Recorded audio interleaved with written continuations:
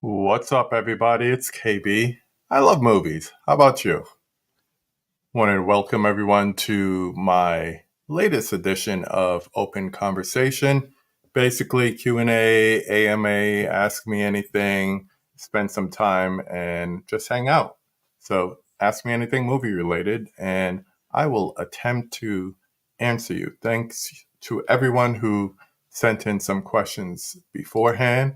We'll scatter them in and get to them as soon as we get started. Thank you for everyone popping up in the chat. I saw my man Benicio checking in early. What is up? All is well with me. Hope all is well with you, my brother. We got Holland Oates on the check-in saying, hey. We got Mama Blu-ray, always around. Hey, Bonnie, how's it going? We got my man Reed, spicy 4K action. What's good? We got Steve Moody here as well. If any of you have some questions, go ahead and pop them in the chat. Otherwise, keep the chat going, keep it live with conversation. Say hey to everyone. Mostly everyone here has some type of social media or YouTube themselves. So definitely say hi and feel free to follow anyone you see in the chat that you may want to check out. We got Michael on the check-in saying hi to everyone. Hello to you, sir. I'm going to get started with the questions. Keep the banner going at the bottom there, the little ticker. If you see it, it says support David from the 4K Lowdown, and it gives his GoFundMe. I'll get into that in a few minutes just to get a few more people in here before we get into that. So I'm going to start off with the first question that was submitted, and it was talking about, hey, what's my favorite movie poster? That's a good one. Because I like teaser posters. I like the poster before the official poster that we don't really get too many of them unless it's something big like a Deadpool and Wolverine or whatever. But the big coming soon posters that we used to get, 80s, 90s, the early noughts and everything. I like certain posters and I like certain artists. Shout out to Tim Talks Talkies. As a poster collector himself, he has a lot of custom posters, so he understands what I'm talking about when it comes to different artists and everything. We got Adrian James checking in. Hello there. How are you doing? Got Dimension Scott saying hello as well. So to show you some examples of my favorites, talking about teaser posters, I'm going to start with one by Ellen Lee, and you should know this one here. This is probably one of my favorites of all time, not just because it's Star Wars related. I'm a big Star Wars fan, grew up that way, but just the implications behind it. So we see young Anakin with his shadow casting as Lord Vader. So that's when I first saw this poster, I kind of remember just going crazy for it because it was so simple, but it told a story. And that's what I like when there's simplicity, maybe just a specialized font or a simple image, and it tells a story. So I love when that happens. So that's definitely one of them. Another one that I like is by a guy named Drew. I like it so much, it's hanging up on my wall right over there. And it was a teaser trailer for what many know today as Return of the Jedi. The story behind it is that it originally was called Revenge of the Jedi. And when it came time to get the teaser poster out, that's the way it was released. And then George Lucas, in his infinite wisdom, decided that a Jedi is not one to do revenge. And they changed it to Return. And everyone was like, yeah, that sounds better, blah, blah, blah, blah, blah. And they pulled the teaser trailer posters and they replaced it with a Return of the Jedi one coming out, and the rest were sold to Star Wars Movie Club members for $9.95. And today you can get up to a couple of racks, like $4,000 or $5,000 for an original Revenge of the Jedi poster. So needless to say, I have a reprint on my wall, but yeah, I love the story behind that. Drew is also famous for Drew Struzman. He's also famous for probably my favorite poster, and it's once again simplicity yet telling a story, and that is for John Carpenter's The Thing. And the story behind this one is that he did it overnight. He literally did it under the gun overnight. So I think that's so cool that he came up with such an iconic poster in less than 24 hours. He's known for all the Star Wars painting posters that we see, the main ones, but this is one of his better works, in my opinion. So there's that. We got a couple other people checking in. I saw Sarah saying, hey to everyone. We got Tiana Loves Movies saying, hey. Michael says, never saw that poster in 1999. Didn't know the prequel trilogy would be about Darth Vader walking in. Yeah. I guess it's what you know. So, yeah, the Thing poster is awesome. I really enjoy that. Good morning, Prince. How's it going, my man? Good to see you up in here. Everyone saying hi to each other. Some of my favorite things to do in the chat. We got another one here. What are your top three criteria for what makes a movie good? I was thinking about this. For me, you got to be original. But if you're going to borrow while bringing something fresh to it. Don't Gus Van Sant it, with Psycho. Don't make the exact same duplicate of a movie or have the exact same tropes as another movie. Two, have something memorable in your movie, whether it's the acting, the cinematography, a scene, or a line that's memorable. A good sign is that if I'm still thinking about or talking about it days later, well done. You did a good job. And then three, think of your audience past the big screen. There's a lot of things that happens on the big screen that doesn't translate to the smaller screen. So, I mean, both sides of things. So negotiate upfront not only PVOD and streaming dates, but also physical media ones. We're physical media collectors, a lot of us. So we want to make sure that we don't see things like Barbarian happening with movies. If you're going to negotiate stuff for streaming, negotiate it for physical media. But in the other sense, too, if you have something in a movie that's legible on the big screen, make sure it's reflective in some way when I watch it at home. So, like, I hate to see when there's phone text, and you can see it on the big screen because it's big, but when you watch it at home, you can't make it out. So put it in the subtitles or something. So thank you for that question. Next one we have here is your favorite guilty pleasure movie. We got that from Zombie Daddy. What's up, my man? Eric here. I don't really have guilty pleasure movies. I don't feel guilty, but I know what you mean by that. And for that, I would say there's a couple of them, and I would refer back to before I understood all the details and all the inner workings of a movie, and before I would consider myself some type of critic or have that critic's mind when I look at a movie. So three that comes to mind would be, as far as a guilty pleasure, Prince's movie, Under the Cherry Moon. I could just watch it all the time, but I always tell people, watch Fellini so you could understand Under the Cherry Moon. Another one would be another 80s movie. You know, I grew up in the 80s, so anything from then that's campy and so forth, like The Last Dragon, I love that stuff. And something a little more modern than that, but also very campy, would be something like Charlie's Angels, a TV adaptation made into a movie, but has its own brand of campiness, taking something serious and making it tongue in cheek. I love that stuff. So I would say those three movies are examples of some of my favorite guilty pleasures. Let's see what's going on in the chat. People saying, hey, how about a feel-good serotonin boost movie? What's your pick? Ooh, feel-good movie. There's so many. I'll just say this: Field of Dreams, because I thought it was coming on the MLB channel. It turned out to be For the Love of Game, and I was like, oh great, another Kevin Costner baseball movie. But I wish it was Field of Dreams because that's a good feel-good movie. So I'll say that. Let's see. Let me clear this. Boom. And go back to the comments.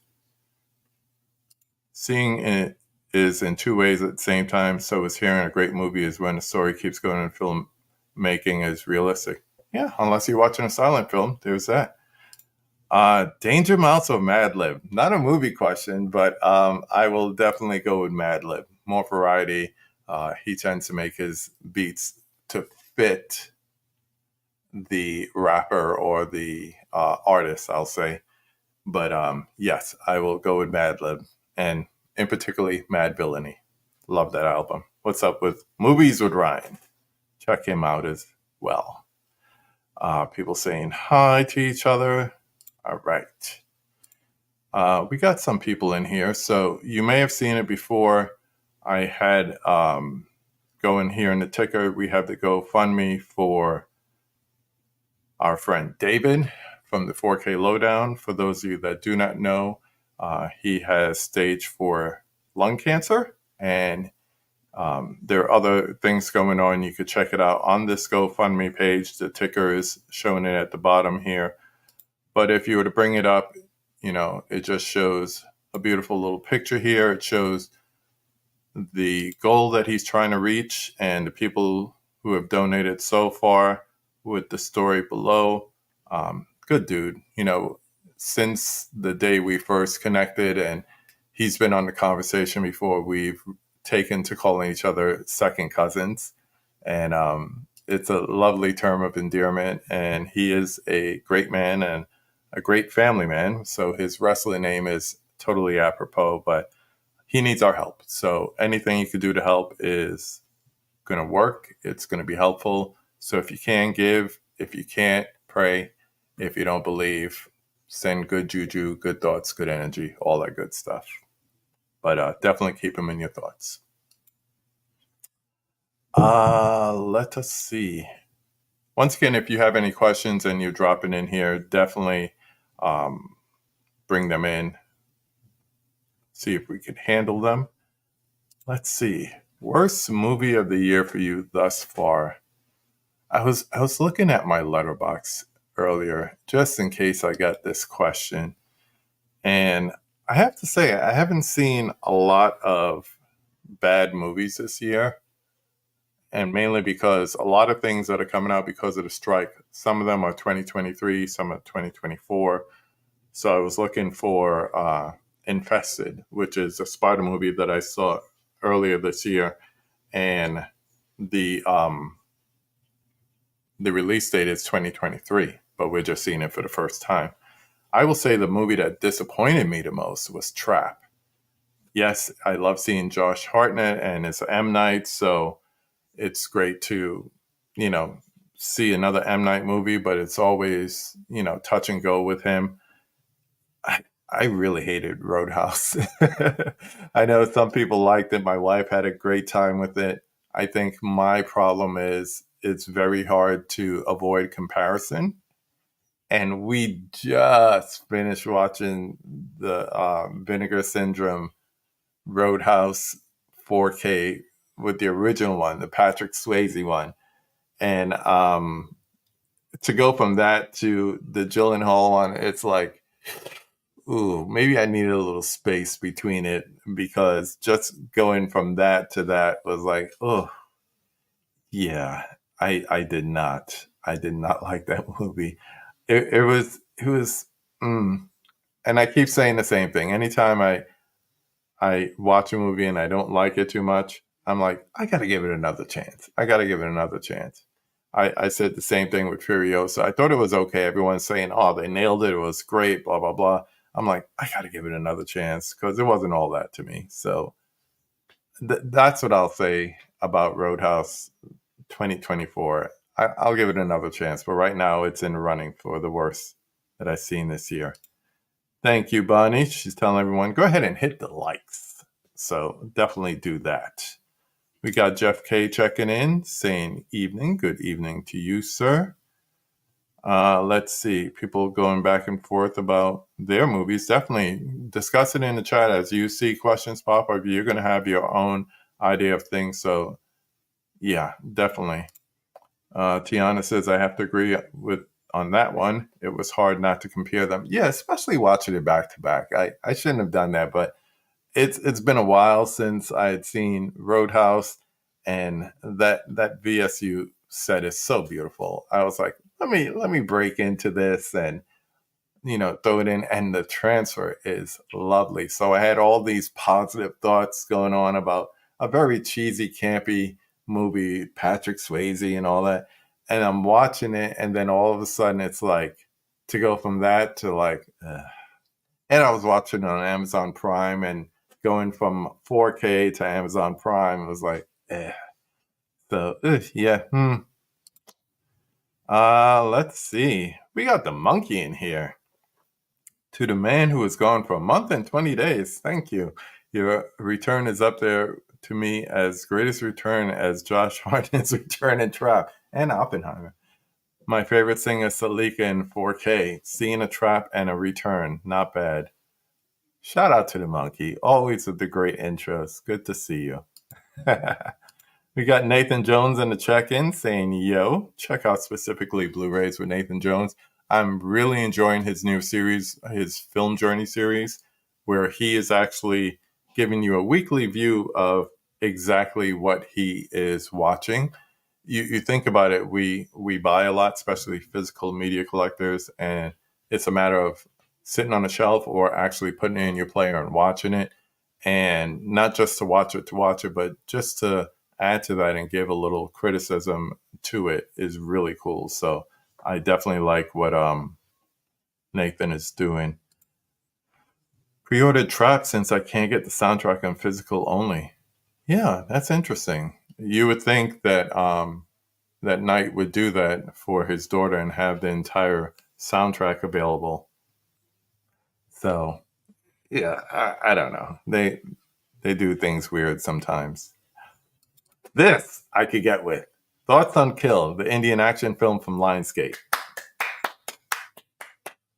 I will say, where is it? Where is it? Where is it? Oh, I don't have it here. Okay, because it's 2023. I will say, I'm going to click back on 2023. So on my 2023 list, the top row has everything from Godzilla Minus One and Past Lives to Kill a Moon and Poor Things. Of course, the Barbie Oppenheimer, of course, Spider-Man Into the Spider-Verse. But yes, Kill is on the top row of my 2023 movies that I saw in 2024. If you don't know what Kill is, Kill is, as he says here, an action movie that Lionsgate brought to the States, but it is just jam packed action. And yes, it takes place on a train. So you have close contact fighting consistently through the movie. I mean, it is so good. It is. I had so much fun watching that movie. So yes, Prince, I love Kill. It was great. Yeah, definitely up there. We got Mika on the check-in. What's going on? Saying hey to everybody. Uh, Happy to just try to put something refreshing. Yeah, I definitely agree. Um, it's good to have something out there, especially if you've been away for a while, and to have something new. I also like the hometown journeys that I got to be a part of, and you're continuing that series as well. So definitely.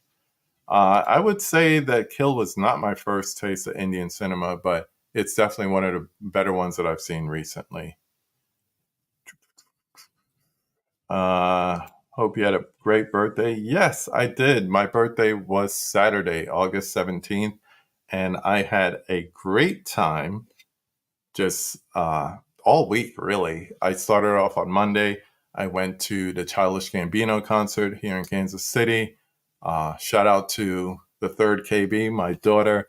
She made sure and got me excellent seats way back on Father's Day, but the date was for this week. Willow was a great opening act, and we were in the front row right before general admission, and we were by the second stage. He had two stages, and I talk to everybody when I'm out, and Usher was like, "Yeah, not to let you know, but he's going to be coming out from over there, and he's going to go to the second stage first." So while everyone was looking at the main stage, holding up their phones, to see him come in, he snuck into the second stage, looking like Daft Punk or something like that, and started performing on the second stage, and everyone slowly did a 180 and moved over to the second stage. Then, as he was walking from the second stage to the first stage, I got a chance to dap him up, and it was great. It was great because the seats were perfect, perfect seats. So there you go. That was fun. Went to a screening of Sing Sing. Went to a football game on Saturday itself, and then I ended up the week with a nice fancy dinner with my wife. We went out for Sunday supper, so that was great. And I did say supper because that was the name of it, Sunday supper. Let's see. Just going back to it. Um, is Kill even better than Under Siege too? Yes, yes, it is. Um, Happy belated. Thank you. Thank you. Ooh, good question. I did this a while ago. We had a live stream. I can't remember whose channel it was on, but I know Mika was there. Vin from Hard Copy was there. A couple of us. We did like a couple of weeks just watching A24 movies, and I can't remember my top three. But off the cuff, I will say movies such as Everything Everywhere All at Once, of course, is up there. Black Coat's Daughter is up there. Um, Ex Machina is up there. So I'll go with those three for now, but there's other things that I can't leave out. I'll just go with those three because here's the thing I need everyone to know. I hate rankings because rankings change like the wind or how I change on the wear. And what's important today is not as important tomorrow. And I'll forget something like I forgot about a Val Kilmer movie and someone wanted to rip me a new one. I was like, really? Really? Rankings like that? No, I don't have rankings for every director and every actor just at the tip of my tongue. I got more important things in life to think about. So, but I do remember some of those being up there. So I'll save those, Nathan. Uh, yeah, Donald gave a good show, man, and it was for the fans. It definitely was. On the way there, my son and I was trying to figure out like a playlist of what he might do, what he might not do. He did all of them. So we were the second show of the tour. So if you get a chance and he comes to your town, definitely check out Childish Gambino before the moniker no longer exists. Fun fact: you share a birthday with Robert De Niro. I know, and also Donnie from New Kids, and also Sean Penn. And Pasta Newsome De La Soul, for those who know. Thoughts on RDJ becoming official for Doomsday? It's all about the money and getting butts in the seats. You don't have to like it, but you'll go see it because everybody will be talking about it. So I would like if they follow the Iron Man story where he took on the role of Doom, but probably not. They're just going to give him something else. So it's all good. Did I see someone said Corey jumped in here? I didn't see Corey. Where's Corey? But we'll just leave it at that. Oh, there he is. Wilkie's Movies and Music. What's up, my friend? Good to see you. Follow Wilkie's Movies and Music when you get a chance. He's doing a really great series with the movie club, the film club. So definitely check that out. Civil War, Sacred Deer, Everything Everywhere. Another shout out to my daughter for my birthday. She just added to my A24 collection by getting me Killing of a Sacred Deer. It was kind of hard to find that for a while. So, yeah, glad to have that. No, I don't even rank Hitchcock. And you know how I feel about Sir Hitch.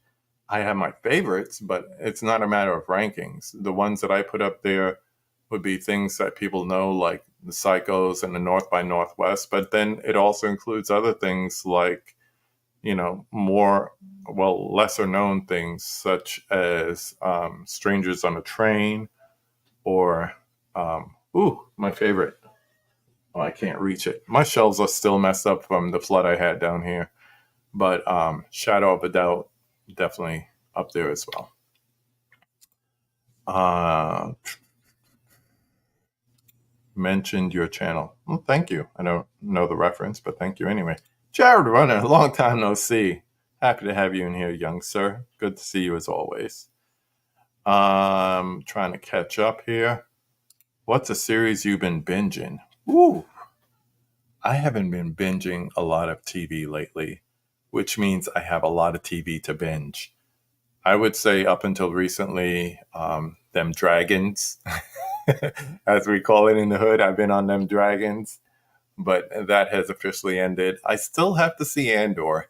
I want to get into some of my Star Wars shows. So I know they canceled Acolyte after one season. I still want to check it out, but I got to see Andor. And before they announce Ahsoka Chapter 2, I definitely want to go through that. So, yeah, the show named after my dog, as I like to say. Do you like the Jeff Goldblum horror film, Mr. Frost? Don't think I know that one. I'll have to look it up. Do you like the James Earl Jones and Brad Dourif movie, Grim Prairie Tales? Don't know if I've seen that either. Keep suggesting it. Send me a list on Instagram. Same name, KB Loves Movies. Send me a list of movies you would recommend. Here we go. Top 3 Warner Brothers movies. My favorite studio because of Looney Tunes Animaniacs, which is Looney Tunes Part 2 with Steven Spielberg. Pinky and the Brain, love that. TGIF, Lethal Weapon series, Dark Knight series, most Clint Eastwood movies they started DVD. I don't really have top studio movies. But there's a lot of great ones. My wife's favorite movie is Wizard of Oz. I believe that's a Warner Brothers movie. I think of certain movies based on the beginning, including things like The Dark Knight and Lethal Weapon. So I'll put those two up there as well. Once again, don't really do rankings. I heard about Shogun being good, Holland. So I definitely want to check that out because, yeah, I think when it comes to award season, that's definitely going to be mentioned a few times. My Blue Heaven. Yes, that I've seen. Dream Team with Michael Keaton. Short Time I've seen. Yes, comedies. Talking about that, let's go back to the questions that were sent in here because that same person I was talking about, I got to say hi to Allie. Hey, girl, what's going on? Good to see you. Some of those questions will come back to you here that I was sent deals with comedies and it deals with Allie. So The third KB, my daughter, sent me two questions. So the first one is, if you had to kill one movie genre, what would it be? It's kind of hard to think of an entire genre being killed, like a major one like action, adventure, horror, sci fi. So I will go a little deeper and say there is a movie subgenre that I would like to kill, and that is found film. I, I'm not saying I hate all of them, but I liked when it was a unique idea. I liked the Blair Witches and the Lake Mungos, and even things such as um, as above, so below, and so forth. But when you get into like franchises like a Paranormal Activity, I it's too much because then you're just looking to make a dollar. I wanted it to be and remain something fresh and unique. So I'm not against all found footage, but for the majority of them, I'm not a big fan. She also had a question about, do you think we will ever have comedies like we used to? And I had to ask her to kind of elaborate on this because this is a young lady who was raised on a lot of different generations of comedies on movies and TV. I know because I raised her. So, when I think of comedies, it could be early slapstick pre code stuff. It could be, her mother's favorite show of all time. There's a lot of different types of comedies, 80s stuff, hood comedies, and even more recent things that she could be talking about. So I will say this, I will say that nothing stays the same when it comes to movie experiences. And we've reached a point where we don't have a lot of comedies like we used to, say, especially in the 70s, Blazing Saddles era, Airplane, and 80s. I think those are the two generations that we really had the most comedies that were hits. But then it went away for a while, and then you got back into times with things like Superbad and, Knocked Up and all those types of comedies like that, old school. So I think trends will make and decide how a genre is accepted. And for a while there, we got a little too PC where comedies wouldn't be accepted. But I think that's changing because you see in the last 2 years, you still have slapstick comedies like The Lost City, and you still have raunchy comedies like No Hard Feelings. It's just not as many as we used to get back in the day. So I don't think it'll ever be the same. Cinema is not the same. As much as I love something like assigned seating through an app, I hate the fact that we don't have ushers anymore. So as cinema changes, so do certain genres, especially genres that are not as popular as they used to be. Westerns were the number one things years ago. Epic films were big. And, they went away, and it seems like comedy is doing the same. So I don't know. I don't think in that sense it will be the same, but it's not altogether gone. I'll say that much. It's still there. Let's see. Any steel books you've been collecting lately? I'm a little particular with steel books. I don't get every steel book available just because it's out there. Just gonna take a quick look. Nothing there. The shelf has pretty much anything new that I've gotten since I moved them. Okay, so a recent pickup has been Forrest Gump. So I picked that up just to have like the 4K with the two CDs and everything. Um, but if something's available on a slip and also on a steel book, it's usually cover art that makes me decide if I want to get it or not. I won't get it just because there's a steel book available. That's just not me. And I've also been moving away from, as Ken from Mid Level Media puts it, the chunky box sets. So to import something from, let's say, Arrow UK or my favorite label, Second Sight, is already an additional cost. But then you add the chunky box sets and you start to realize you're paying 15, 20, $30 more for art cards and a big box that takes up more room, and that means you have less room to put more movies. So I had a conversation with David from Film Collector Archive, and we discussed that it's about the movie. We're specifically talking about Drive, which talking about Steelbook. That Steelbook looks beautiful, but I don't need to get it because I got second sight. And the whole thing about it is when it comes down to it, when you've read those screenplays and all those additional books, if you read them, all you have is that sitting on your shelf looking beautiful, but it comes down to that 4K. And that 4K is so beautiful, so good. Get yourself an OLED, get yourself that movie. Thank me later. But anyway, yeah, that's how I would say that, Sarah. I go back and forth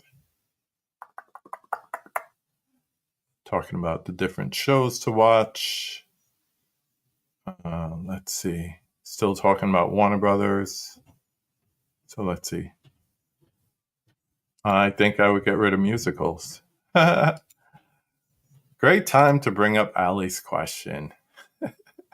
Allie wanted to know because she learned that a few Sundays ago I gave Grease 2 a second try. And she said, favorite song from Grease 2. And I know what the easy answer would be, and it is not what she would expect it to be. She thought that it would be Cool Rider, and it's not. I actually like the Four Tops song that they play in the beginning, but specifically for a PG movie, I was pretty impressed with. Oh, now I'm going to forget the name of the. Give me the name of it. Is it Recreation? What is it called? What is the name of the song in when they're in class, the sex ed class? Whatever that song is, Reproduction. I think that's the name, Reproduction. So I really like the humor of that song. So I will say that one. Let's see. I see a lot of people popping up in the chat too. I'll get to you in a minute. Let's see. We had Emmett with a question. He's like, how did you like the Deadpool and Wolverine movie? I loved it. I went in expecting a Deadpool movie with kind of Wolverine playing the straight. And that's exactly what I got. There were times when I was like, okay, this is a little slow. But then after a while, I realized what they were trying to do. And it was an ode to the 20th Century Fox Marvel characters all throughout the movie in different ways, all the way down to the end credits. So I do like how they handled that without bringing everybody back. But yeah, I enjoyed it. I really enjoyed it. Let me go back to the comments. I'm even getting comments on my phone. Hello. Do do do.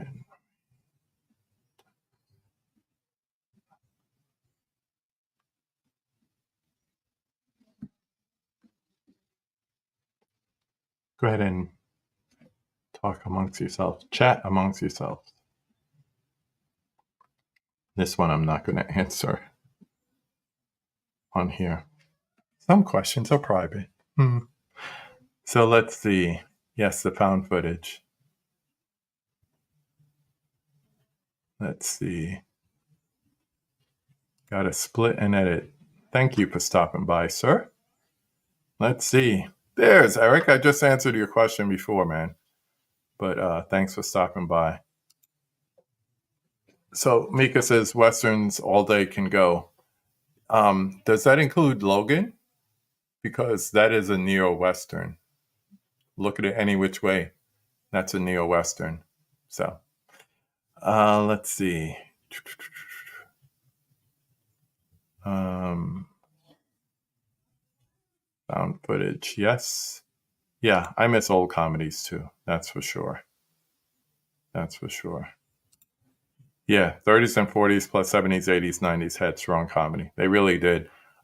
You could go back to the 30s and you would think, oh, old movies, but anything before like pre-code, any pre-code movies, woo, it's up there.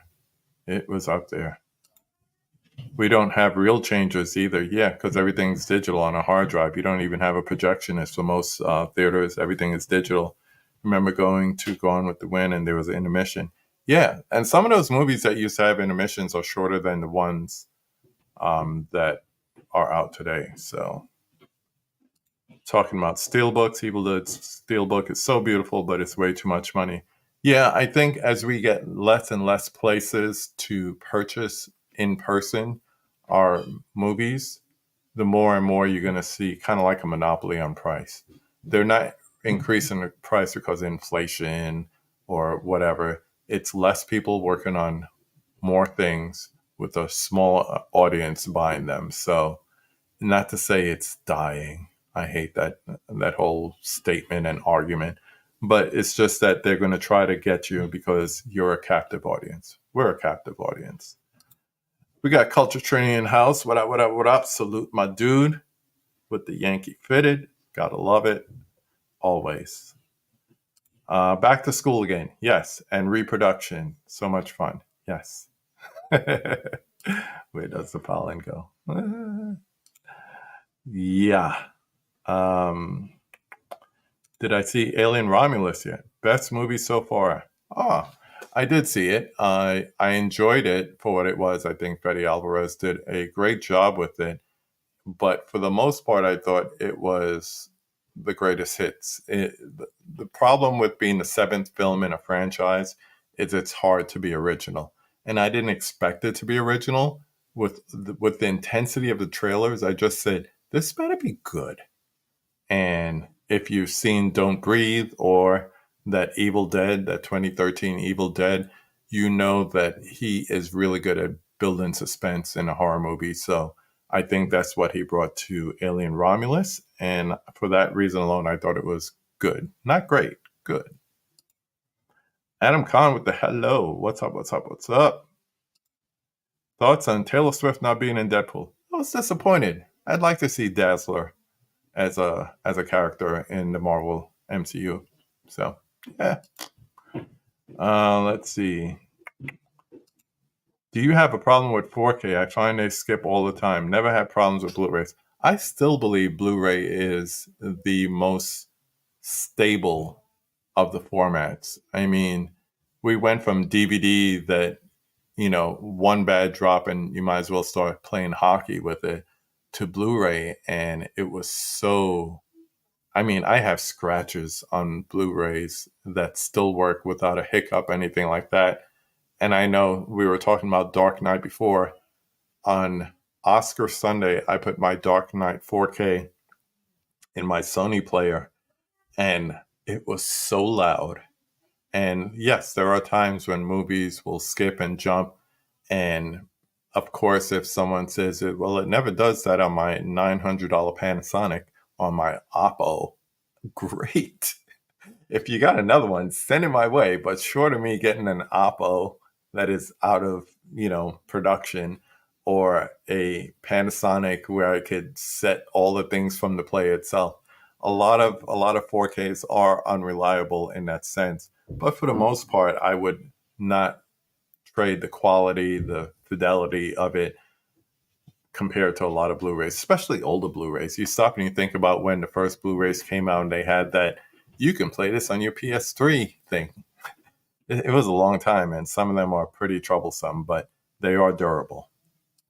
We got James from 20th and 21st in here. What is up? Looking forward to Smile 2 in October? Yes. Yes, I am. And are you watching House of Dragon Season 2? I finished it, man. My wife and I are really into House of the Dragon, or as we call it, Dem Dragons. But yeah, I enjoyed it. Season one was better, but season two was solid enough for me. A lot of their budget went into them dragons. That's all I got to say. And for Smile 2, I liked Smile, but I thought it was a one time. I never picked up like the 4K or anything like that. I didn't pick up the Paramount box set with it either. But I like what I've seen in the trailers for Smile 2. Lord knows they show it enough. So I am looking forward to it. I was looking earlier to see like what movies are coming out this fall before somebody asked me that question. And to me, the Alien Romulus was like the last of the big summer movies, even though we do have Beetlejuice 2 coming out. But there's a couple movies I'm looking forward to, and not all of them are sequels or adaptations. There's a movie called The Substance with Demi Moore that I'm looking forward to. I want to see that. There's a comedy. We were just talking about not enough comedies out there called My Old Ass. I want to see that. Speak No Evil, talking about trailers they show too much. That looks intriguing. There's a few of them between September and then once you get around to October, you're going to get all into award season. There's a low key movie called Lee with Kate Winslet that may not be in wide release, but I definitely want to see that as well. So, quite a few movies out there that are coming up. Want to see it. Lloyd House Flicks. What is up, my dude?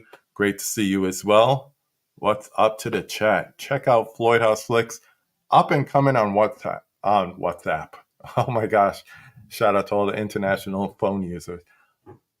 Whatnot. Whatnot. Always trying to sell something. Hey, you might want to sell some of them kicks too. You'll really get a good audience if you start selling kicks on Whatnot. Just saying. Do do do do do do. I do like Don't Breathe also. Didn't see the sequel. I heard it's not much to see, but it's there. Ah, man. Alan De Leon passing. Do you have a favorite of his? I'm going to go with the low hanging fruit and say Le Samurai. Gina Rollins as well.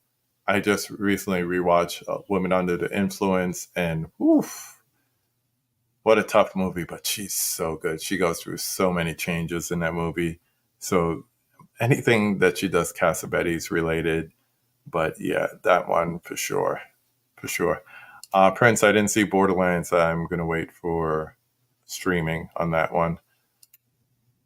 My man Dude is in the house. What's up, everybody? Don't forget to roundhouse kick that button, that like button. Late happy birthday, KB Toys. Thank you, sir. Thank you as always. Good to see the dude in here. Let's see. Yeah, Blu-ray is definitely more stable than 4K in my experience. Yeah, for sure. Good question. I would yell upstairs and ask this. When is the husband-wife movie roulette coming back? We almost did it the other night, but a little miscommunication left me upstairs watching you guys on YouTube while she was downstairs binge watching, I don't know, Fringe, Criminal Minds, one of them. So it's coming back soon because I have to add more things to the wheel, as you can imagine. Good to see all up there. So more things need to come back. Definitely need to bring back the roulette wheel. Skeleton Key, another good one with Mr. Rollins as well. I'm excited for Baby John. Really looks up my alley after Monkey Man. Nice. I think there was one or two or three more questions. Let's see. There's one from Tiana. Something you think everyone should know about you. Well, I would say that me and Tiana loves movies, but that's in our names. I will say this.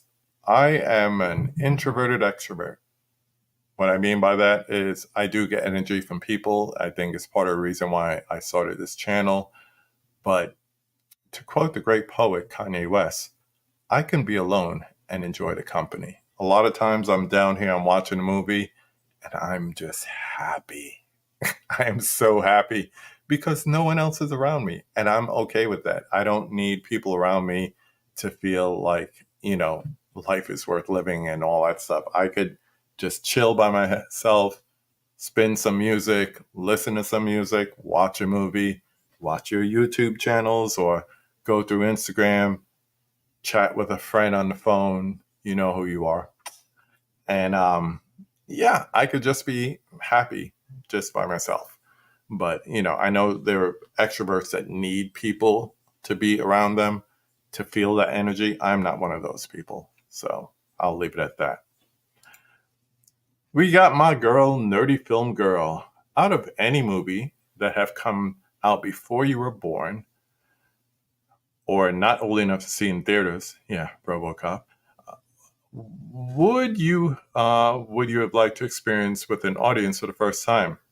This came up in a film class of mine because one summer I took a Hitchcock class, and it was kind of redundant because I had already known a lot about Hitchcock at the time.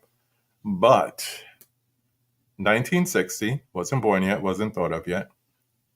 I would love to have been there when the first audiences experienced Psycho. Not Exorcist, not Omen, no, Psycho. And let's see, do I have this here? I'm going to take this down because I don't know if I put this up or not. Maybe I put it up here. Yes, I did. So I'll go to this. So talking about ushers, here's something that they did with Psycho that we can never do today. The director, Sir Alfred Hitchcock, made arrangements with the movie theaters because they were more controlled by the studios back then than they are now. They weren't big AMCs and Regals back then. But he made an arrangement that after a certain time, people were not allowed to purchase tickets or to show up and get into their seats for Psycho. So if you went in and you were supposed to see Psycho and you didn't get there when the show started, I'll move this out the way so you could even see. They got to a point where they would actually put the times of the movie starts to make sure people got there on time. And if you didn't get there when it started, you were not let in. These were real posters that they used to put not only in the theater but outside the theater. No one will be admitted to the theater after the start of each performance. I actually had this as a wallpaper for many years um, because I just love it. It's something from days gone by that we can never see today. Even took out like a full page ad in newspapers saying it is required that you see Psycho from the very beginning. And then, you know, they had this standee and it would let you know when the next showing was beginning. And this was sent to movie theaters and they agreed with it. I think that's so cool. Something we would never have today. So that is your answer, Tracy. I would go back and watch 1960s Psycho. Not Peeping Tom, although that would have been fun to watch too, to see how people reacted to it. But definitely I would have checked that out. And I have another one here from Michelle from Married with Media. Shout out to her and Kenny. What has been your favorite movie of the year so far? Um, I'm still big on Dune 2. I saw it in Dolby. My chest was like vibrating after watching it. And as someone who read the books when I was younger, it was like, just tapping into all those memories from reading the book. And just like I do with the MCU, I know a lot of people have superhero fatigue from all the shows and all that. To me, I'm seeing my childhood show up on screen. Former comic book geek, and to see Wolverine and to see Spider-Man and to see like all these characters show up on the big screen is huge to someone like me. And the same thing with the Dune books, to see them on the big screen and to see someone like Denis Villeneuve really stick to the story as much as he can without having to open it up for Hollywood and remembering scenes from the book being displayed on the big screen. So it was really cool to see that. And I really enjoyed that movie. And I'm looking forward to the next one. So let's catch up with the chat. Here we are. This is where I left off. Kate needs to come back. I miss her. If you're talking about my friend Kate from the Center Seat podcast, we just put up a new episode on Friday. We went to see a movie called Sing Sing last week as part of my birthday week celebration, and we did a little review. I felt we're rusty, but you're going to make your own determinations when you watch on Spotify or listen on your favorite podcast program. Cody says, just bought Crooklyn. Randomly saw the trailer and it looks good. Spoke about that recently with David also on Film Collector Archive. Crooklyn is a great movie. And I think a lot of people, once again, comparison how you do with certain directors and everything. It's not going to be Do the Right Thing. It's not going to be whatever your favorite Spike Lee movie is, unless it's Crooklyn. But it is a good movie. We got Steve Mars here saying, hello, KB and Flick friends. What is your top 5 horror movie flicks of all time? All time. How about I just give you my favorite slasher? Freddy Krueger, Nightmare on Elm Street. 1. Almost 3, but 1. Weird question. Favorite top 5 books you read? That is a strange question. I don't read as much as I used to, but I will say this. I do like movie references books. And I remember talking about Ken from Mid Level. He was reading this LA Noir book. And I recently just started my Christmas list and I put it on there. So I want to make sure I get the name right if you're unfamiliar with it. Nope, that's not it. That's my daughter's Christmas list. It's called Neon Nightmares, LA Thrillers of the 80s. But it's all about neo noir set in LA. And that could be anything from like Body Double to Maxine. Maxine is basically an homage to those LA thrillers like Angel, Avenging Angel, but things like To Live and Die in LA, Drive, they're all neo noirs in that sense with the LA vibe. So I like reading about stuff like that because one, it might help me discover a new movie or a new director that I need to get into. And two, sometimes it just brings you back, and next thing you know, you're looking for it on Amazon. You're buying that movie that you forgot about, or in my case, I haven't seen since VHS days. So, yeah. Also, anything about Prince, not the guy in the chat, but the purple one. Uh, Extroverted, introvert. It's interchangeable. Would you say Radiance is right up there with Criterion now? It's getting there. It's getting there. I think they have to go through the same transformation that Vinegar Syndrome did, where they put out some big titles, some name recognition titles, where it's like, I know that movie, so I'm going to get it. Because I think Vinegar Syndrome with the VSU line, with things like Showgirls and things like Roadhouse, helps them blow up. So it's not just the B movies and the sexploitations and exploitation films, but now it's like mainstream studio films that might be cult classics. And I think that helps them. Radiance puts out a couple of titles like that. They're on their way. But you may see I have one right back there. Nice little set that I'm going through. So definitely. Dune 2. Bobby Lyons in the house saying, what up? Yeah, Sir Hitchcock is the GOAT. Psycho is nearly perfect.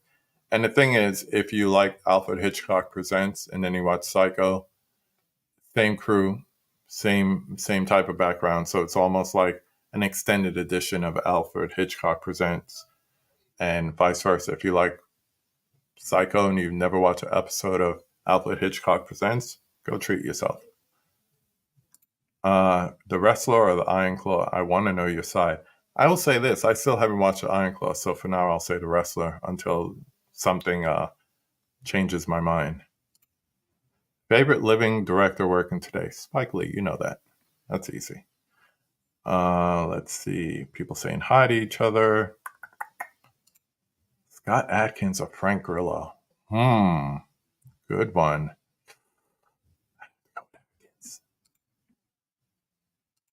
Seeing books into films, seeing the Artemis Fowl book series turning straight to Disney Plus release until deleting it from their server. Yeah. Nero said it's great. Cool. Well, I wanted to keep this about an hour, so I'll give you guys about another minute or so before I decide to wrap it up for the night. But I do want to thank you. Just let me know. Let me know in the comments. Do you think if this is something that I should do more often? I've done it in the past for like anniversaries or things like that. But I do like answering questions. I'm not someone who's really forthcoming with like information just by the conversations and stuff like that, because it ends up being more about my guests than anything else. And that's by design. That's the way I want it to be. But, guess you guys may want to find out. So let me know. Let me know if you want me to have these open conversations more often, and we could definitely do it. I want you to know that the conversations are coming back. I also have a few guest appearances, including next Monday. I'll be back on Mega Mike the Movie Man's channel as a guest for his label battles that he's just starting to do. I was on the first one. I'm coming back to judge another one because I'm judgy that way. And let's see, I have a couple conversations lined up, and I want to get into more quick convos. If you haven't checked it out, I have a new series called Quick Convo. Usually the first question is, what was the best thing you saw this weekend? So if you ever wanted to just drop me a short little video, tell me what's the best thing you've seen this weekend, I will put it together in the collage of answers. And then I usually have a second question for the week and drop that about Wednesday or Thursday. So I'm going to start doing that more often. I did it 1 week just to test it out. So don't be surprised if you get an email from me, but don't wait. Don't wait. If you want to participate, let's say you go and you watch something really good this weekend, whether it's in theaters, streaming, physical, whatever, and you just want to drop a short video saying what it is and why, just let me know. Boo, boo, boo, boo, boo. That is a conversation. That's how we do it. I know Michael is here saying, are we interviewed on Quick Convo? No, it's a quick convo. One question, you send the answer, and we put them together. Let me go back up first. The Monkey, favorite anime, film, and TV show. Anime show, I'm a big fan of Cowboy Bebop. Anime film, sounds crazy, but Transformers the movie. It's nostalgia. And if it's not Cowboy Bebop, it's Battle of the Planets, G-Force, Gatchaman, however you want to see it. What movie did you hate on first watch but have started to love after subsequent watches? I do have an answer for that. And I have a potential for that. So I'll start with the potential. The potential is Raising Cain. You ever go to the movies and you're in a bad mood and you think, you know what, I'm just going to watch this movie. I'm going to chill, whatever. And then you realize, I hate this movie. But then afterwards you think, I didn't really hate the movie. I just hated, I wasn't in a good mood. So I need to give Raising Cain another chance. John Lithgow. How could a movie be bad with John Lithgow? But the movie that I hated on first watch and I love on subsequent watches is Casablanca, because I've been told for years it's a romance. I was like, ain't nothing romantic about this movie. This movie sucks. Why do people love it so much? And then I got to understand it a little bit more and realize it's not a romance. It's about a past romance, and it's about the things going on around them that affects them. That is a movie, but it is not a romance. Fight me on that one. Let's see. Open conversations are so good. Thank you, man. I'll bring them back. I'll bring them back. Have a good night, Steve.